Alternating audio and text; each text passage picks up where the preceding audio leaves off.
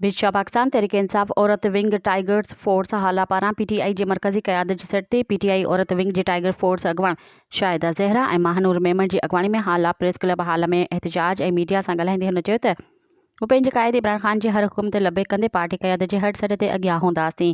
हुन चयो त हू मौजूदा हुकूमत संदन अवामी मैंडेट चोराए चोर दरवाज़े खां इक़्तिदार संभालियो आहे, जंहिंखे मुल्क जो अवाम हरगिज़ नथो मञे। हुननि चयो त मैंडेट चोर हुकुमराननि PTI जी मखसूस सीटुनि ते पिणु धाड़ो हणंदे PTI खे मखसूस सीटूं बि नाहे ॾिनी वयूं, जेको अमल मुल्क जे हुकुमराननि लाइ तमामु ख़राबु अमल आहे। PTI जा टाइगर्स चोर दरवाज़े खां आयल मौजूदा हुकूमत खे कंहिं बि सूरत में हलणु न ॾींदा।